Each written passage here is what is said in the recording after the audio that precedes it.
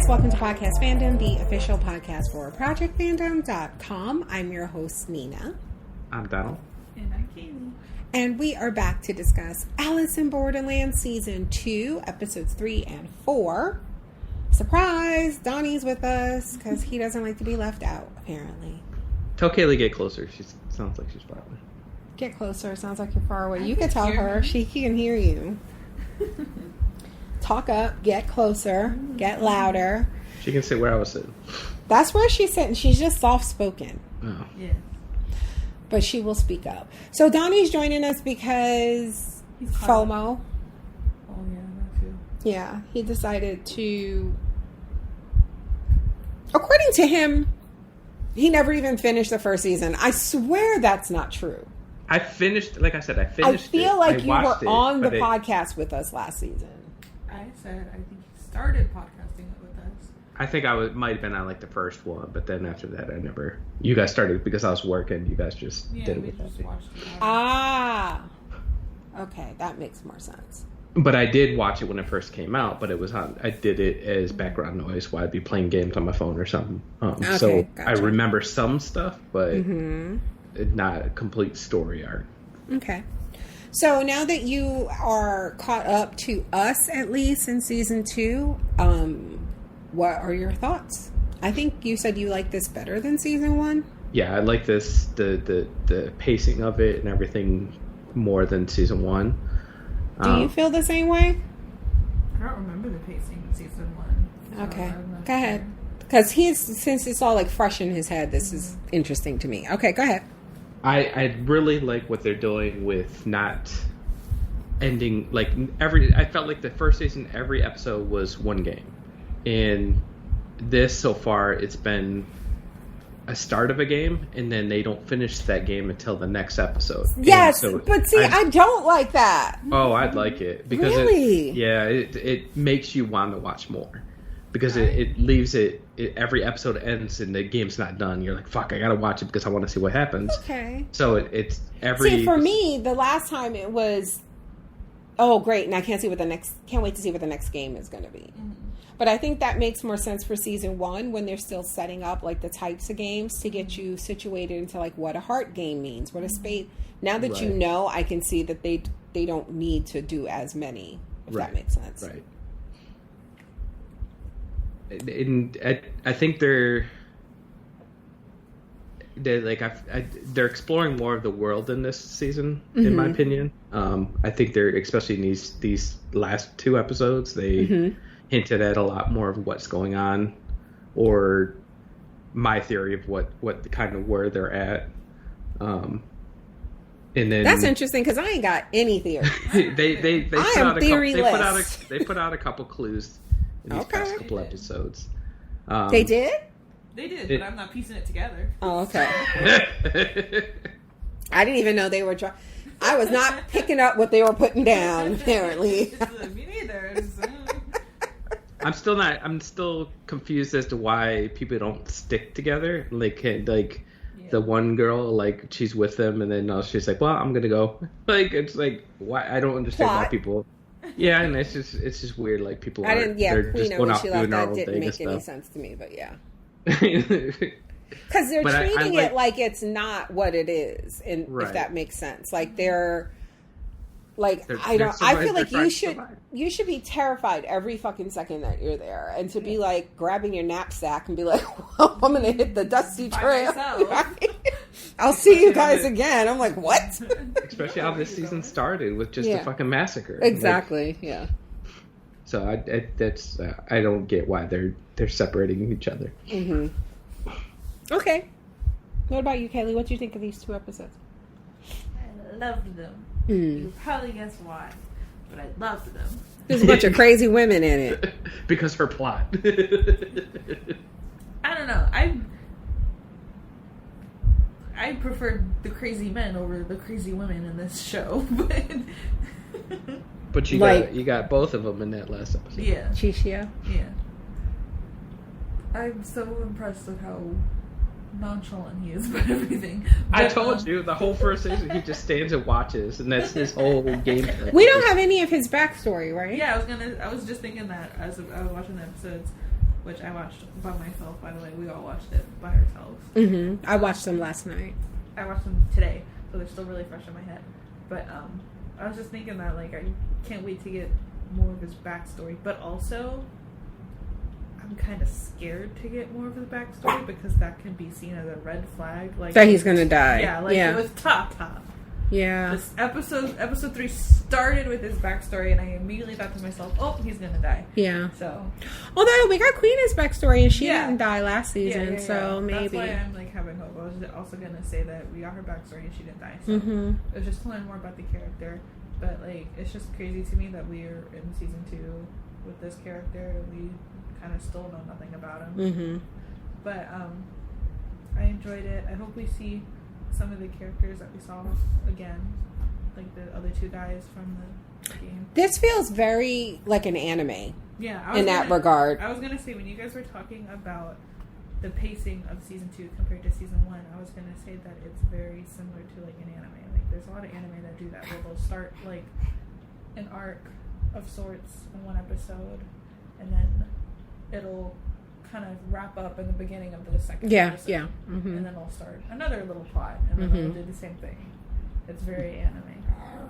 That one guy with the storage containers, the band guy, he came off as an anime character too. King of clubs. Yeah. I can't believe how fast we got used to him just being naked all the time. Like, it legit didn't even register until the very end when he died. I was like, that motherfucker been naked the entire, didn't put on a sock. Closer construct. Oh my god, he was absolutely naked the entire time, which cracked me up because he had to be like that on set. Yeah. Just walking around naked. I just love how they had a robe. I'm sure they had something, yeah, but like, yeah. I love how they did the camera work though, because it, like, every time he would turn to face, they would always have something black in him. It was clever. Nico, stop. He's so annoying. So is it my go yet? Yeah. Okay. I'm sure I had more to say, but go ahead. No, I'll remember it because I forgot. So I'll remember it when we talk. So I am also enjoying it. I feel like I did enjoy season 1 more, but I do think this is better. Like, I feel like this is better written and probably overall better paced, but I did prefer for the first season. But I also think a lot of the first season, again, was just like, what the fuck is this? And you're expecting shit every episode. And this one, I'm not expecting shit every episode, if that makes sense. Because of the whole, they'll start something, not finish it, it'll get tied up part way through. And then, because they've introduced these people in the first season and we kind of know them, even when we don't really know them, they can do things like separate the cast and spend one episode with this one character, which they didn't really do last season. Like, it was pretty much Arisu the whole time. Yeah. At least in every episode, I mean. So that's interesting that they're doing that they're they have enough faith in the actors and the characters to be like, we cannot have the main person in an episode and still, move the story forward. So I did like that. The game in these episodes is just fucked up. I love it. Not osmosis. Oh my god, the prison one with the Did it have a name? I don't know. It probably did, and I forgot it. This is very bold of me to say, considering this is only like the first half, and we still have 4 more episodes to go. But these 2 episodes may be my favorite episodes. That's crazy talk. I really like the game. I like the characters in it. I like Chichia. That's crazy. Okay. All right, so let's talk about him. Episode 3, Tata, in his past life, the other world, whatever the fuck is going on, he was really bad at his job.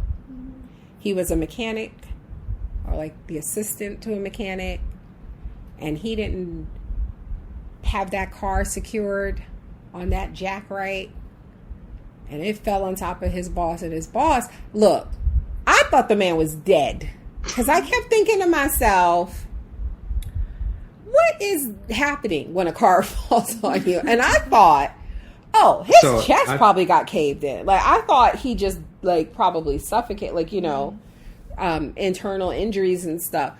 for them to pull that fucking car out, him to be conscious and yelling, and it just took his hand, and to the point where, like, but you get what I mean. Like, I thought it was going to be a lot worse, to the point where basically I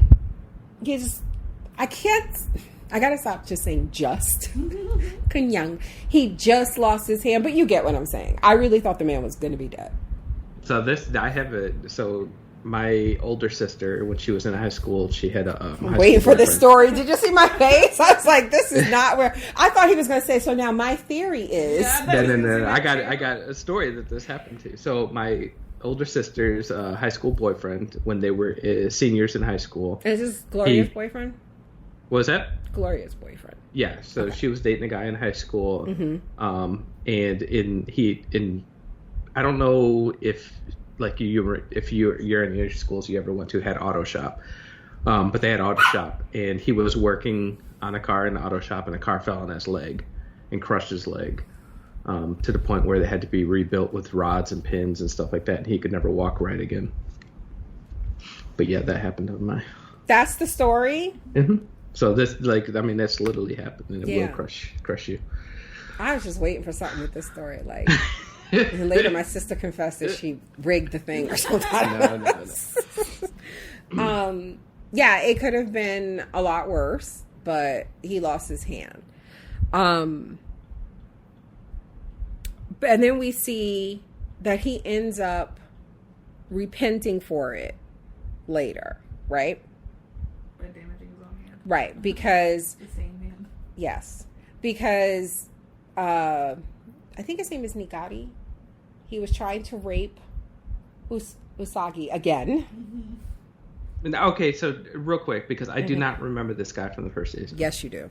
You literally just watched it. How do you? I know, but when he popped back up, I was like, "Who the fuck is this guy?" He was the main, like, trashy one who he had her tied on the bed, and he was like kissing on her. He's the one that was encouraging people to shoot each other. He was on the roof. Like sniping people dead. Out. Me too. He's supposed to be. And I think it's what's his name who killed him, right? Or thought he killed him. His best friend, on right? the roof. With the cards. Remember he threw up the cards to distract him and ran at him and oh yeah, okay, I remember. And then he came back at the end like a fucking horror movie villain that won't die. But then the big guy, Akuni. Like, so I think you were supposed to think they both died together. But there was something at the end of season 1 that made us think they were both of them were still alive. So I wasn't really surprised to see either of them in season 2. I don't think there were. I distinctly remember when they announced season 2, and then they showed... And they showed the cast. The cast. They were both in it, and we were both like, what? So they're still alive. Yes. But they've also shown, like, we've seen his friends... in this season too, in flashbacks, so they're technically still in there too. Yeah, I guess. But anyway, so he tried to rape her again, and it was just dumb. Like they're literally all going to die because there's no way for them to win at this point. And it's a piece of shit. Nico, hush. We can't try to figure out the thought process of a piece of shit. Mm-hmm. But Arisu saves her, and he's carrying her. She's unconscious, and he's carrying Usagi to their base. And he is like, they have less than 10 minutes, so he's like, fuck it, I'm just going to run. I'm going to try something, right? And he leaves to go to their base. But he stops. Now, the audience has this whole time been like, where the fuck is Tata? Right? Because he wasn't there. Well, he wasn't there. And then when he goes to leave... Because I think it was before this episode. Maybe it was this episode. I don't know. But when he goes into the container and finds one of those machines, and the girl's in there, that comes out of the shadows and shit. Was that this episode or was that episode 2? It was a 2. Was that 2? Yeah. I was so pissed because I was like, I'm doing the math in my head. Because I know how many points everybody has. Yeah. Even though she got 3,000 points, she was never involved. She had the lowest, or she had 2,000. So. Yeah. She had 5,000 points, and I'm like, okay, he has over 5,000 points. That's what I said. Her ass. Me. That's what I said. I was so pissed that he did not touch her. I was doing the fucking math. I was doing math in my head too. I'm like, he could have just touched her and taken points, and he would have been inactive, and he wouldn't have lost points from the other guy. And it's like, Y'all are way smart. I'm like, what? I wasn't doing. Look, I was not doing maths. Okay, I was trusting them. The one thing that pissed me off was, speaking of the items, like, they made the game, so we're just trusting that they don't know where those items are. I imagine, I don't know, like, you see this a lot in this genre of Japanese media where there's, like, killing games and stuff. For the most part, it's always, like, the people behind it are always fair. Well, I was going to say that I would buy, because we know that they're citizens because they used to be players. Yeah. And we know that the people, even people who are in on it, like game masters, like in the witch hunt in the hotel at the beach, that game, even though they're in on it, they're still victims. Like, they're still susceptible to getting that thing, laser through the head and all that. So I'm willing to think that because they're not the originators of this, that there's still somebody pulling the strings. So even if they say, okay, well, this is now your domain and you can come up with a game to challenge people, and they're like, okay, well, we're a team, so we always want to have club games. It'll always be us against 5 people who come in. Here's the mechanics of our game. I'm trusting that the string pullers set those things in there, and even then the king team didn't know where they were. I'm willing to admit that makes sense, that's probably what it was. But like, Arusu and them don't know that, and they were just like running around like crazy, and every time the other team found one, I was like, you're like, that's not fair. I was suspicious. I was just like, whatever. Even the rapist guy, I think he had more points than anybody at one point, because he was the only one that touched the pole to get to 10,000. So I was like, okay, that's true. Yeah. Right. I think he had close to 15,000. But remember, several of their players had over 10,000. Right, but I don't think. But they originally all started with 2,000. Yeah. I was like, okay, nobody's. I felt like he had more points than anybody, and he could have easily gone out there, but I don't know. They just plot. He was coughing up blood. He was dying. Okay, so Arisu goes to run to their base for like this Hail Mary attempt, but he stops, and we don't see what stops him. But we are also saying, where the fuck is Tata? So we're assuming that what stops him is probably him thinking, where the fuck is Tata? At least that's what I thought. I thought he was probably like, hey, wait a minute. And because they were so confident that they had won, the king of clubs goes for a walk. And that's when he encounters Arisu. And they have this kind of like heart-to-heart. My man just wanted to go to the ocean and feel that breeze on his balls. And Jesus Christ, will you shut up? So he, so now at this whole time, we're like, we know our people aren't going to lose. Yeah. We know Arisu has to have a plan, especially when he gets to the point where he's like, can you shake my hand? Like, as a friend? Up as well, because his shirt was gone. He only was wearing his white shirt. What happened to the other shirt? I didn't even notice that. He took it off because there was blood on it. So they shake hands, and there's an exchange of points. And they get they take 500 from him. They gain it, so they're up 500, right? They're winning. And he's like, how? And see what happened. Then we see that what stopped Arisu was the sound of Tata trying to break his own wrist to take that bracelet off. I really thought he was trying to just I thought he was trying to amputate his... Yes, that's what I thought. That may not get the job done. It's going to take a lot longer than that. So he just bled to death. Yeah, from the injury. I think that's ridiculous. I don't think I thought it was ridiculous at first, but then I'm like, he lost a lot of blood. He lost a lot of blood. I mean, you got arteries and shit here in your wrist. So like he's trying to just a broken wrist. He was trying to break the bone, but he was damaging the skin and the veins and stuff around there and bleeding because of that. Like he would have been a lot. It would have been, but he didn't have anybody there. Mm-hmm. But a more efficient way would have been to have somebody break it for him, like manually break the bone. I also just want to say I'm very impressed that they did all that in less than a minute. because as he was doing it, the 6-minute timer went off, and then the 5-minute timer announcement didn't go off until Arisu was already at the beach talking to the guy. Yeah. So I'm like, wow, he did all of that in less than a minute. And they took the loss pretty well. Like the others at the base, they were like, because that's just how they treated each other. Mm-hmm. They were like, I think Uta, the girl, said, you know, that the Kuma had the leader had. It's because of everything he did that they survived as long as they did. So he's like, she goes, so I'm not going to, because he messed up, he made a mistake here. Like, they took that shit like, geez, man. Mm-hmm. But I did like when he told Arisu, like, he was like, if we had met outside of here, we could have been friends. And he was like, but aren't we? I did like this guy's,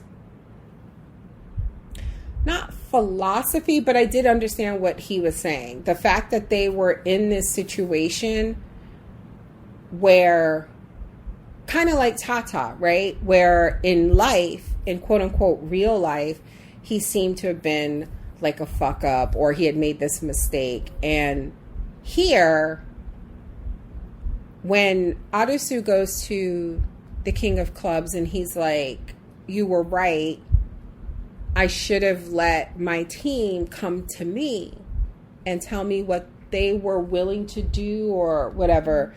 Like, that's exactly what Tata was doing. So even when Arisu went to him and tried to talk him out of it, Tata was like, you have to let me do this. Kind of like with the other team, they all ran to do the thing. Like, they knew one of them would not make it. Like, one of them would get touched and would lose points and die.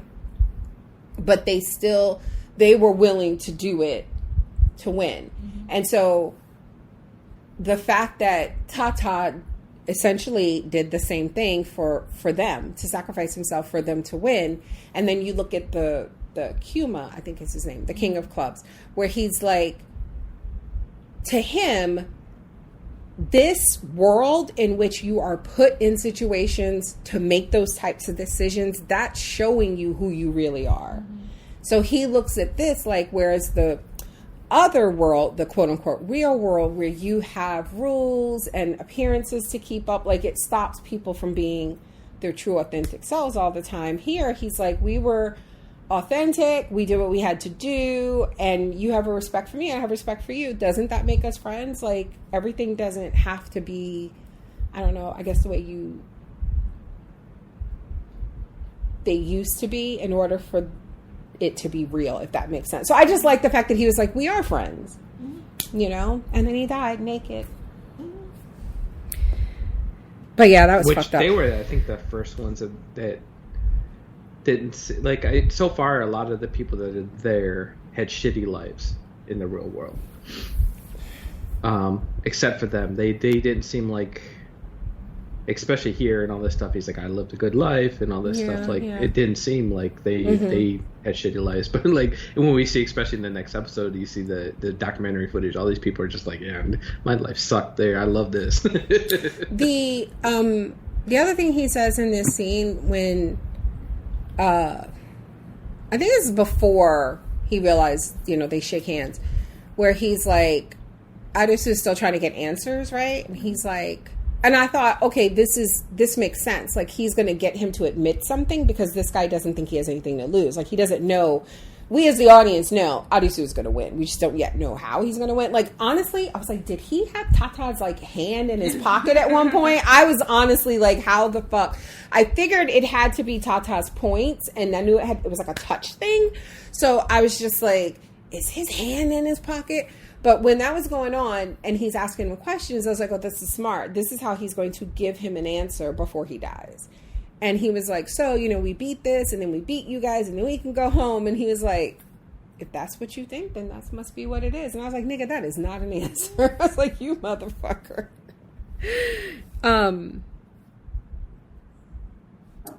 Hush your face, Nico. So, Tata dies. That's really sad. Where's the rapist going? He just left. I hope he goes off to die. He ain't gonna die. He gonna pop up again. I feel like Sheeeeit has to see him. Because they feel like they were like kind of rivals in that first season, so it makes sense that if he's back for this season, you don't kill him off until they kind of have that. And then the blimp with the King of Clubs explodes. It was like, y'all are so dramatic for no reason. That was cool. I don't care what you got. But why? Like, I don't what? know. But when I saw those blimps at the end of season 1, and then it is cool, but it was like, why are we? What is happening? It was kind of scary. I wouldn't want to stand there while that shit is doing that. Yeah. At least it crashed in the water. True, but still. I was thinking, like, what if there's like people who are in there betting on the king, and so that's why they blew it up because they lost. Right, his other citizens or something.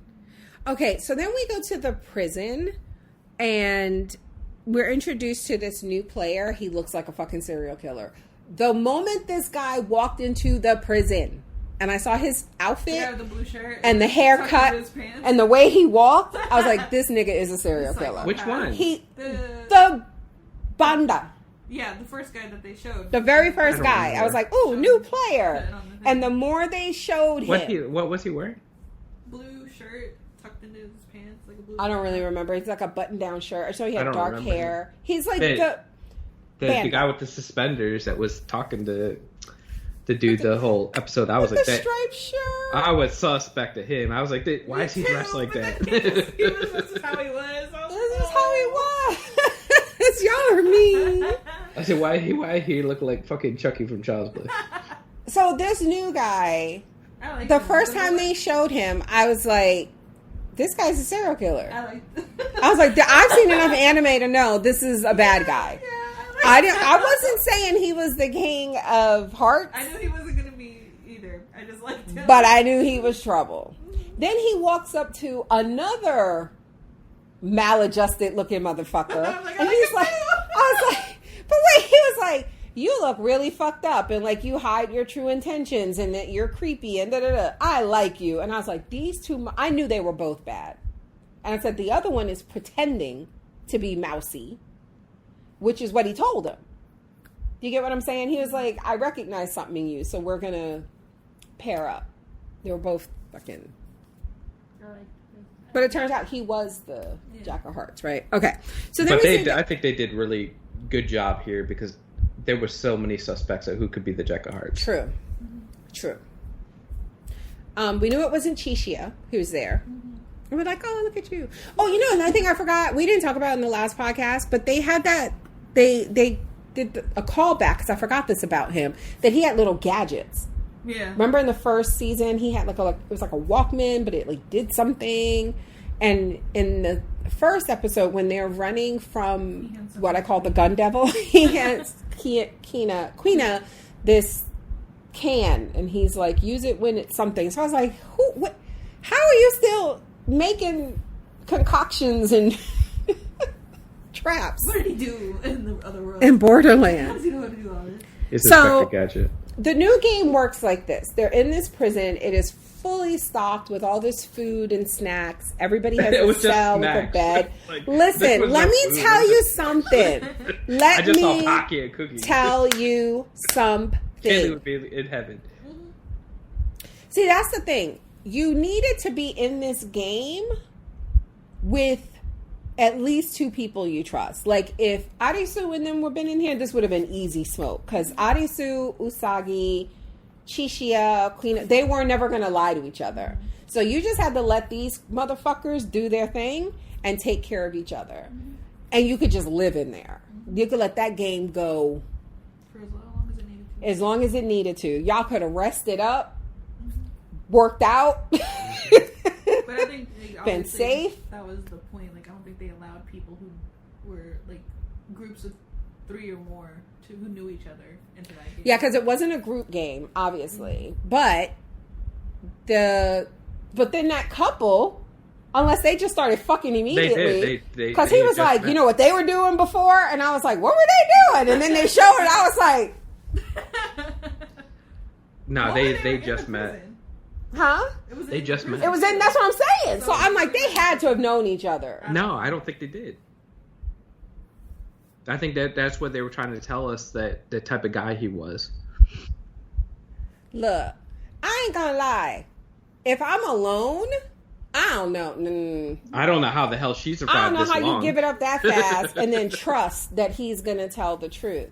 But I think that's the beauty of it. Okay, so let me say the rules because I'm assuming that everybody listening has watched the episode, but just in case. So the rules are you're in this prison and you put this collar on that will explode if you break the rules, right? Or if it's time for you to die because of the rules of the game. So you have this collar on you, and on the back of your collar there is one of the suits from the deck of playing cards, right? So diamond, heart, spade, club will be on the back of your collar. Every hour you go into your cell and you have to guess what the suit on the back of your collar is. You can't use reflective surfaces to see it. The only way you can check to see what's on your collar is to ask someone to tell you, right? And you're trusting that they're telling you the truth. If you get it wrong at the end of the hour, you die. Right? And then you come out and you have an hour to like socialize and do whatever. And then it starts over again. And your, the thing on the back of your, sorry, Nico's licking my foot. The thing on the back of your collar, the suit will change, right? Or it may change, right? So every hour you have to guess what it is. And there's all this food and all this stuff. So again, if you have another person that you just like trust, and so that's what like the first round, nobody died because everybody was like, oh, we'll just help each other. And they honestly told each other what's on the back, what's on their collar. Sheeeeit ends up hooking up with this like really mousy, scared guy with a striped shirt. Overall. And he's trying to tell him, as long as we are like, as we are good. And he tells him that. But he was also telling him his gameplay too, or he was schooling him throughout the whole game, like what he's doing. But I mean, I get it because this guy didn't die because he didn't trust Sheeeeit. He just gave up. Yeah. He watched all these people betraying each other and stuff, and just gave up. But then it put him in a bad light because people are like, okay, that was your partner. Why'd you turn on him? Type of thing. So people they didn't trust him at that point. All right. So people break into groups. Sheeeeit is counseling this guy. There's a couple that we saw. And then there's a fairly large group that seems to be led by this psychopathic girl in an Alice in Wonderland dress. She was like, I was like, why is she wearing that clothes? I said, between her and the guy with the overalls, I was like, why are they dressed like that? Like immediately, they were two of my suspects because of the way they were. I was like, nobody dresses like that. And it was a cute dress. There was one guy like throughout the episode, he was just itching. Did you notice that? Like he was the one when it got down. So the group started turning on each other. Like one girl kept peeping. He was with the other girl. Yeah, one girl kept peeping how the girl in the blue dress was running everything and like just deciding, I don't trust that person. I think that we should kill them. Next. We should get rid of them. Right? So she was just like, you know what? Like, fuck this bitch. Just kill that person. Now I feel bad though because she told her the truth. And then she went and got confirmation from two other guys, and they lied to her. And then she ended up dying. But when it got down to the girl in the blue dress, and then there was like these two... The guy and the girl. The guy and the girl, and they were both like, their nerves. They were like, boo, away from a heart attack. Like, and then there was the guy... Yeah, who was like plotting against the girl in the blue dress. Right. They were plotting against each other. Right. That couple that they were both trying to get on their side, like the guy in that couple, there were scenes where like people just standing around eating whatever, and he's walking by and he's just really so he's like scratching his back and I was like, this motherfucker's gonna explode. It got to the point where I thought maybe he was, because the way he, you didn't think it would be him because he was so. I was thinking that too. But all four of them ended up dying at the same time. Not at the same time. One after another. Yeah, that two couple, they got rid of the blue dress girl and the guy at the same time, and then they died. Right, not trusting each other. I just like it that the Jack of Hearts guy didn't have to do anything until the end. And this is where like things got fucked up faster than I thought it would.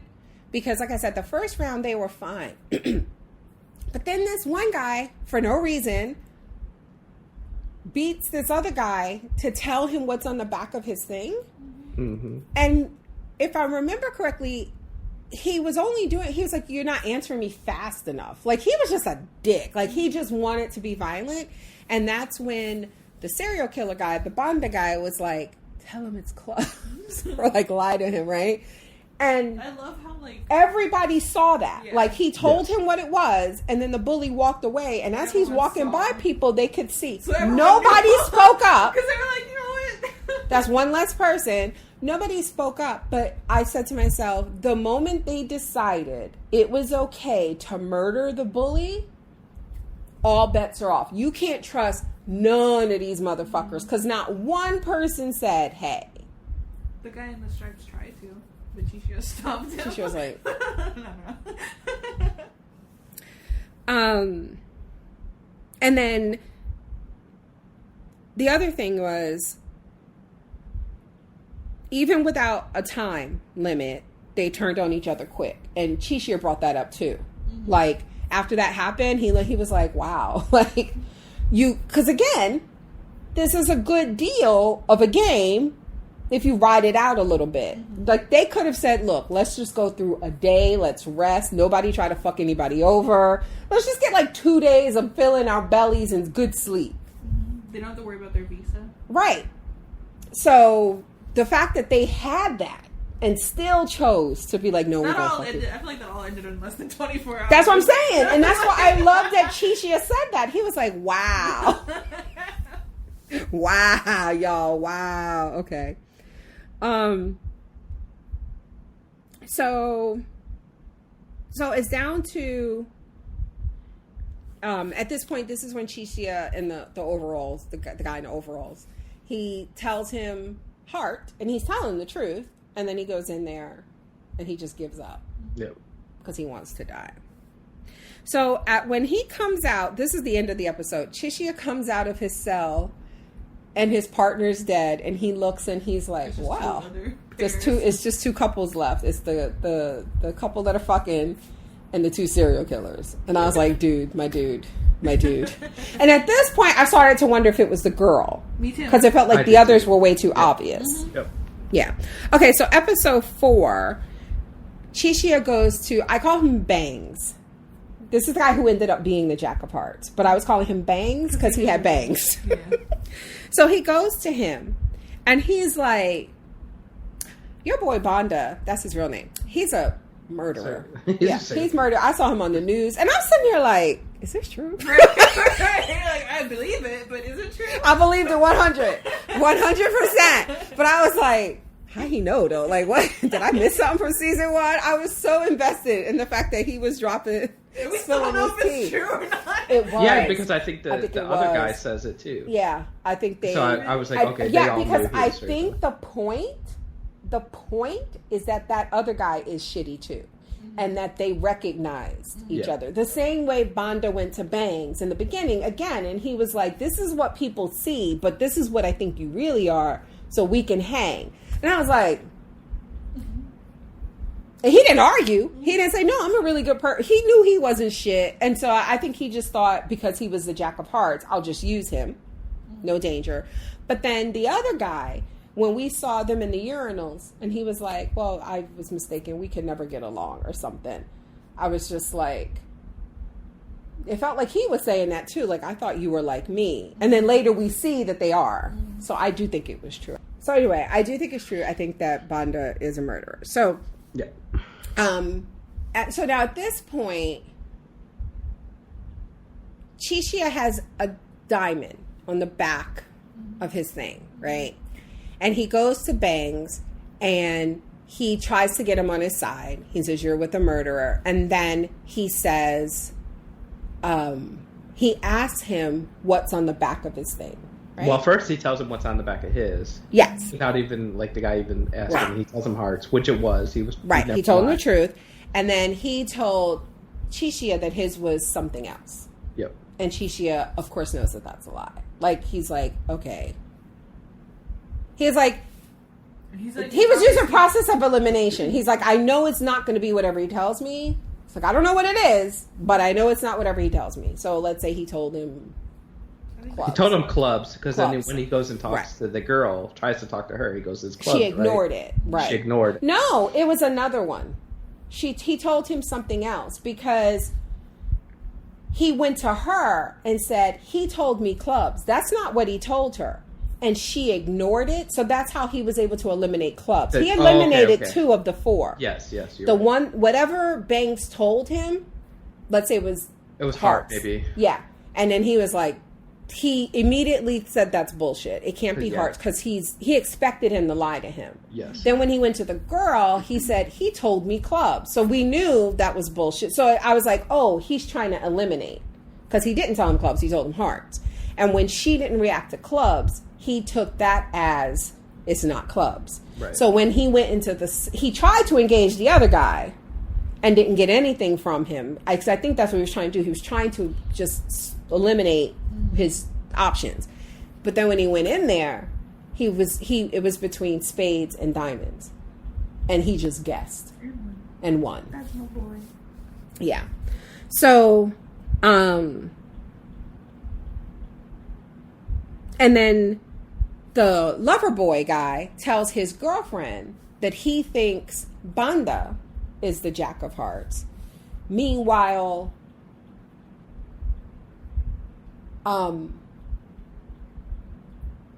somebody tells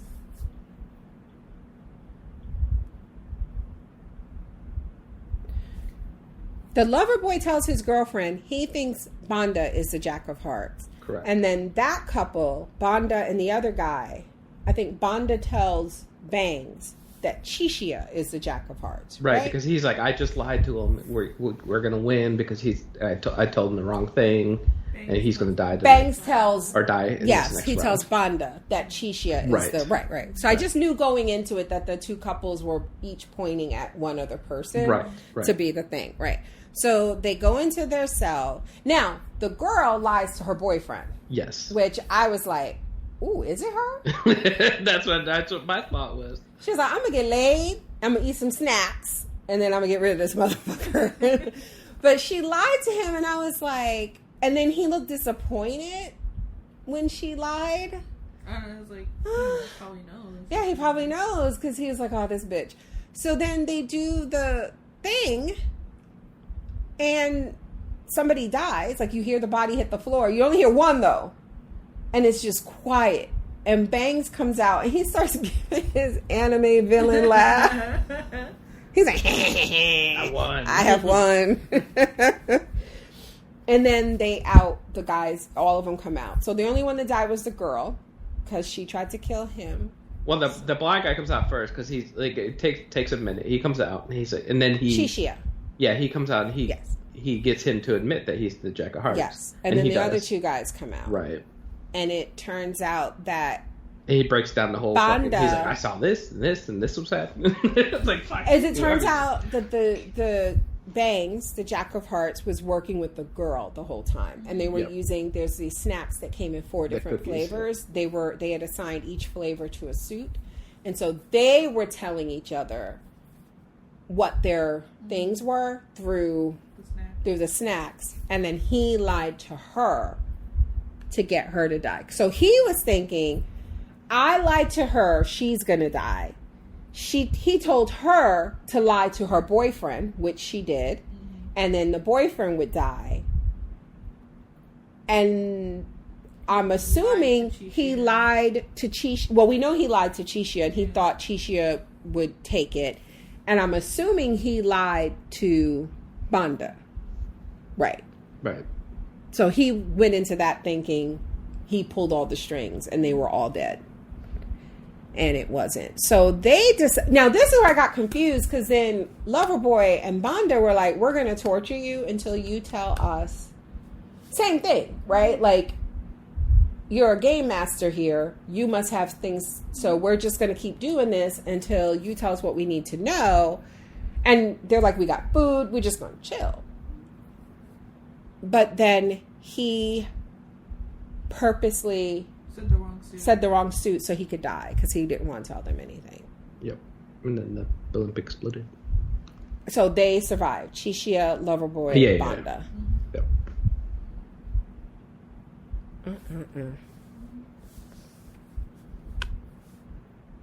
Can't trust men.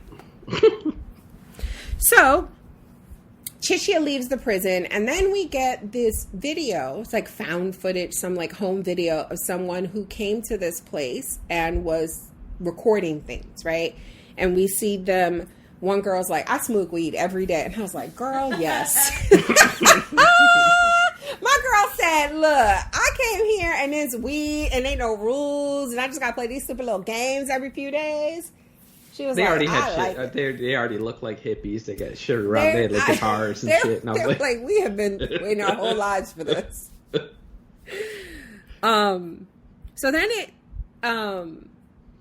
cuts back to our people. Arisu is thinking about Tata while Quina is patching up Usagi's wounds and stuff. And it turns out she's going to go look for An and Sheeeeit. I was like, I guess.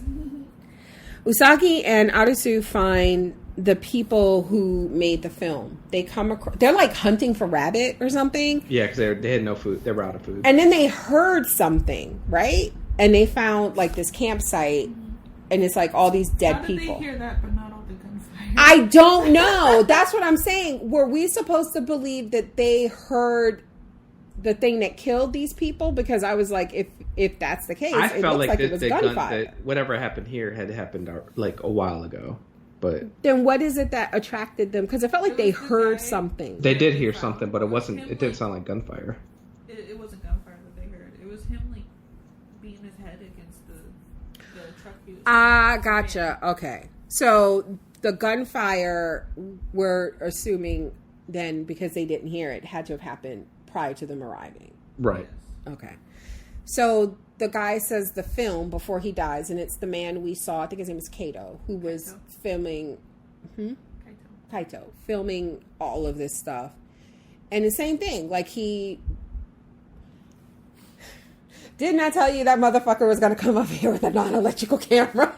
He did. You know, he Sorry, that's like my favorite line from Nope. I'm sorry. But yeah, this motherfucker had a non-electrical camera. And he was documenting all this shit. And then the gun devil shows up. Who the fuck is the King of Spades? Like, why is he so nasty? Why is his game just, I'm just going to show up and kill people? Like, they're not even in game. I feel this is like not the rules. I feel like the fact that we don't know, like we can't see because they're all covered up, is somebody we know from the I thought it was the guy at the end. Okay. That's who I thought it was going to be. You thought it was going to be a Goonie. I thought that's who the gun devil was going to be, but it's not. It's got to be somebody from season 1, though. I feel like. Who? I don't know. There's nobody left. Wasn't it? Who was? I'm trying to remember. I feel like somebody said this, but I can't remember if it was earlier in this podcast or another time. Where you're saying like, what if the people die? They just go back home, like they're not really dead. That's so his friends are like back home waiting for him. Yeah, I joked. It was like a joke. I was joking when he said like, the people who died from the lasers, they just sent back to the real world. Eating shortcake yakisoba. So they go into the camper and they watch the film, and they 26 days after they got there, they ran into Anne, who was just smart.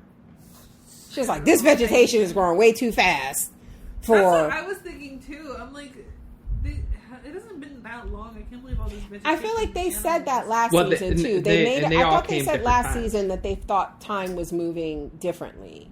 And they all came at different times. So that's when he's saying 26, yes, that's completely different for us. We don't know how long he's been there. He could have been there for years, for all we know. We don't know how long he's been there for. For us.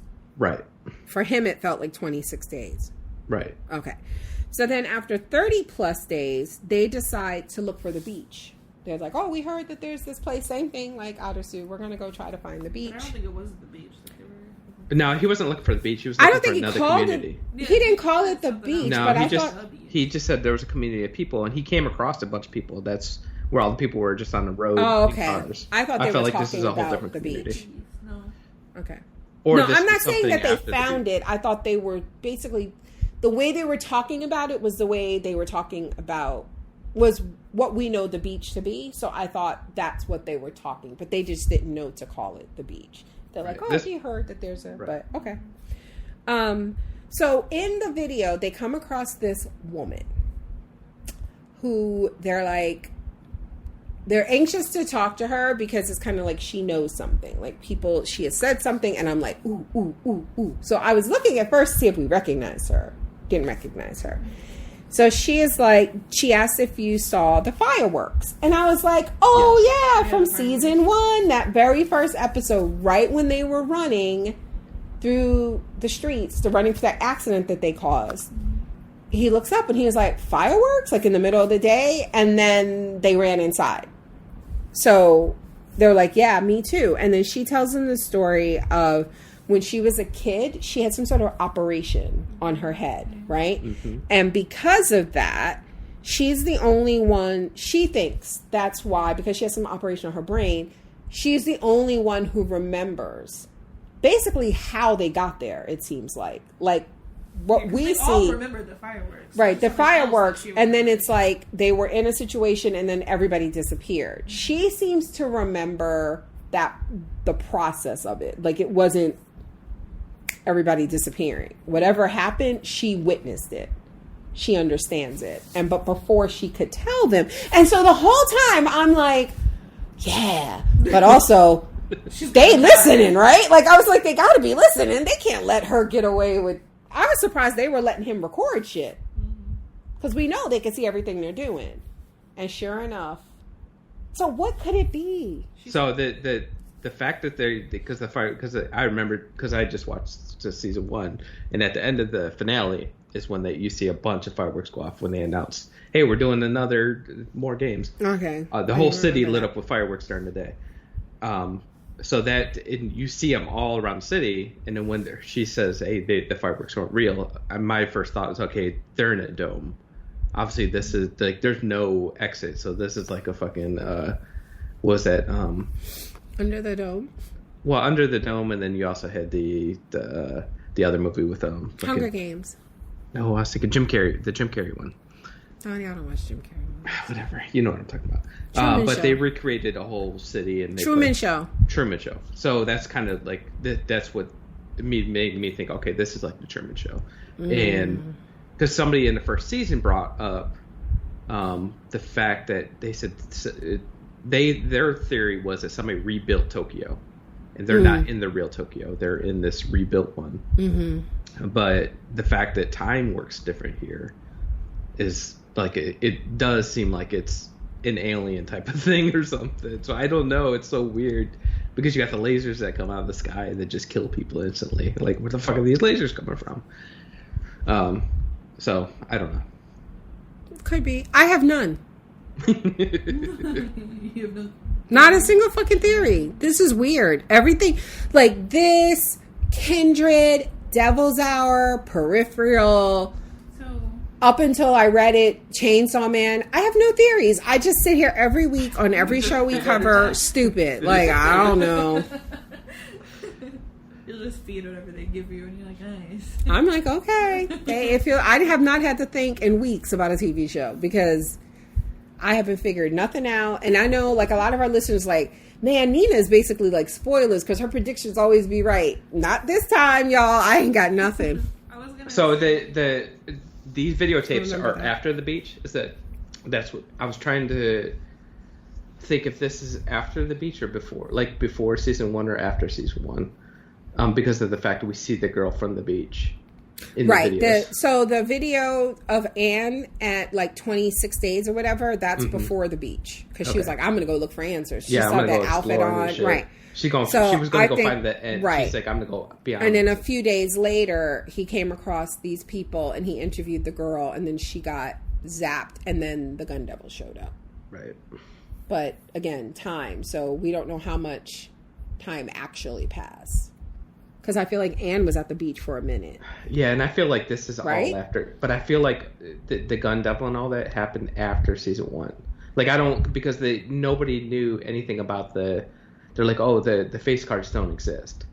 So we didn't know anything about the face cards until the end of season 1. Right. So, in the fact that they're all actual citizens, I felt like they were created after, like they were being created during season 1.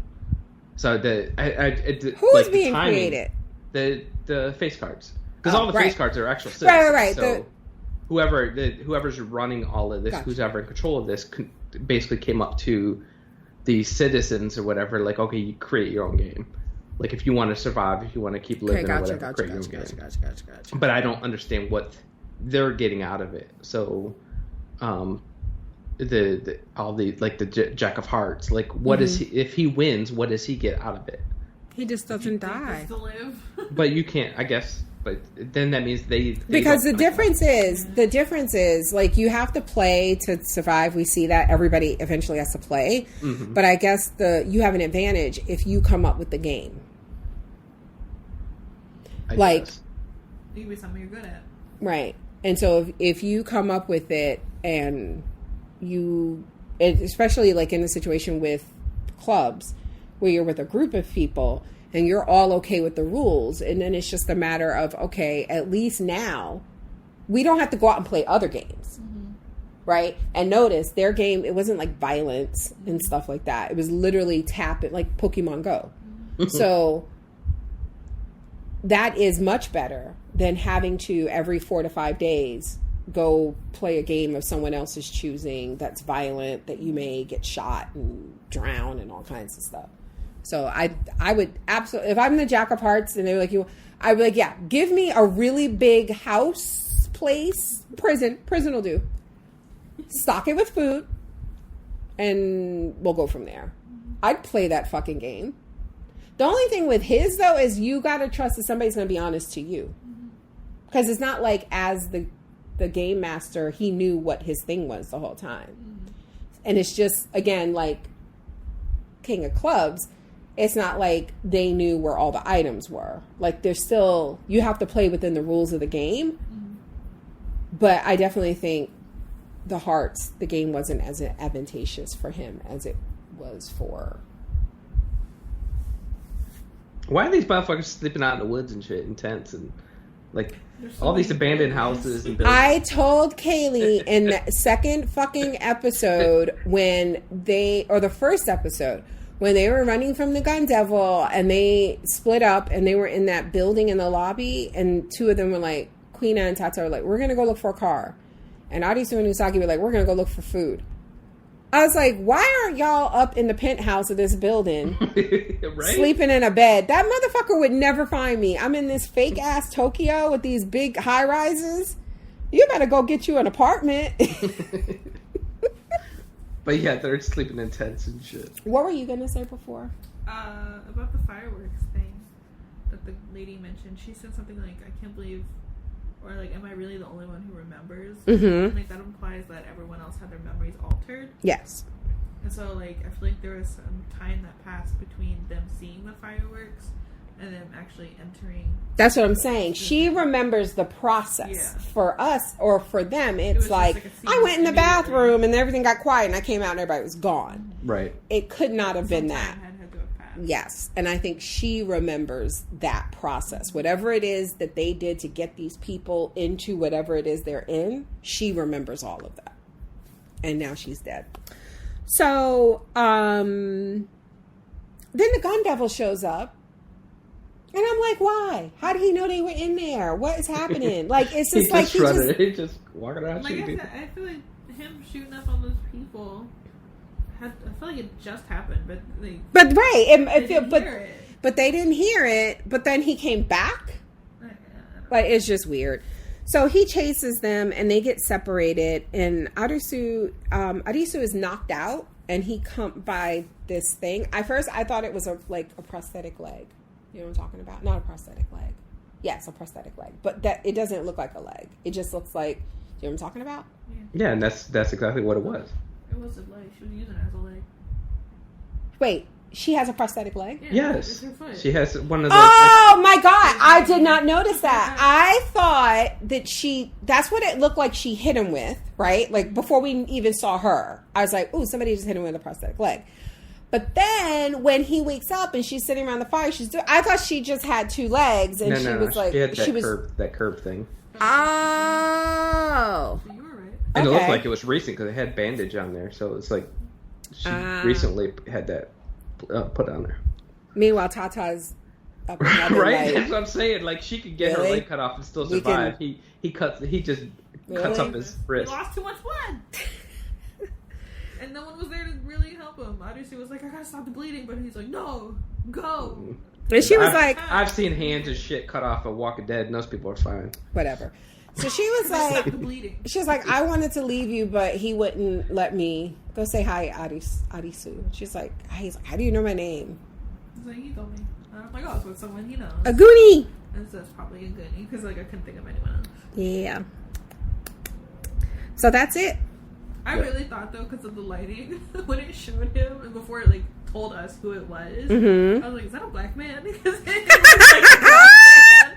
I was like, what the heck? You're like, where they find him at? I saw the shaved head. I knew exactly who it was. I forgot what he looked like, so, because it's been a while since I saw season 1, so, like, I still thought it was. I absolutely thought he was going to be the Gun Devil. I was so wrong. I can't believe we're just calling him that. The Gun Devil? Yeah. The King of Spades, or whatever. So we haven't seen any of the queens yet. It'd be cool if it was all girls. Yeah. Like queensy girls. I feel like it's got to be. Because so far all the Jacks and the Kings have been men. What if the girl from season 1 is a queen? The main girl? Yeah. The one that was on the screen? Yeah. What if she's what? One of the queens. That's what they said. That's what I'm telling you in the first episode when they got in the car. And Arisu was like, I think if we get all the face cards, we can go home. And he said the game master, because they thought they saw the King of Spades thing, and they were like, oh, that must be who is shooting us, right? This is his game. But they were like, but a game didn't start. So I don't know if they were making it seem like they went to Shibuya Crossing to wait for the game to start. And the sign was like, the game will start shortly. All those people showed up and then it was shooting. So they were like, we're not in a game. This is just some bullshit by the King of Spades. In the car, he said, Mita, that girl, is the game master of another face card. And I was like, how the fuck do you know that? Yeah. And so I was saying, I was like, and that's why I was happy that Anne was like, how the fuck do you know that? She was like, you're just repeating what the Mad Hatter said. Like, we still don't know that this is going to get us out of here. Right. And he was like, well, it's better than doing nothing. But again, when he specifically called that woman from season 1 one of the game masters of the face cards, I was like, how the fuck does he know that? And I just thought maybe that's their way of letting us know his assumption is correct. Like, just take it as canon. But I don't know. All right, well, that is it, you guys. I am tired. I want to go watch TV. We're supposed to record another podcast, but I don't feel like it. I have Korean class in like an hour and 20 minutes, so I'm just going to chill until then. Of course, as always, thank you guys for listening. If you are a Time Travel subscriber, you are listening to this a week ahead of premium folks and 2 weeks ahead of free folks. So thank you for being a Time Travel subscriber. At patreon.com/podcastfandom, we do have 2 tiers of exclusive coverage. If you are subscribed to Time Travel, not only do you get most shows 2 weeks before free folks, 1 week before premium folks, but you also get coverage of your very own shows. Donnie and I are now covering 3 shows specifically for our Time Travel subscribers. We are covering The Peripheral and The Devil's Hour over on Amazon Prime, and Let the Right One In on Showtime, which we're also watching through Amazon Prime now that I think about it. So yay, thank you guys for subscribing. That is a special treat just for you. Everyone else, if you're listening to this for free, again, you want to go to Patreon. I'm so tired, you guys. I can't do more than 2 podcasts without my brain just... Ugh. And also, I was studying Korean before this, and I had to go back to studying after this. Anyway, if you go to patreon.com/podcastfandom, you can sign up for one of those 2 tiers. Again, that gives you early access to the shows that we cover, plus exclusive access to shows that we don't release for free, because that's just the way it is. Got to feed these kids. Yeah, there you go. So we'll be back next week, right, with episodes 5 and 6 for time travel folks, right? Yay.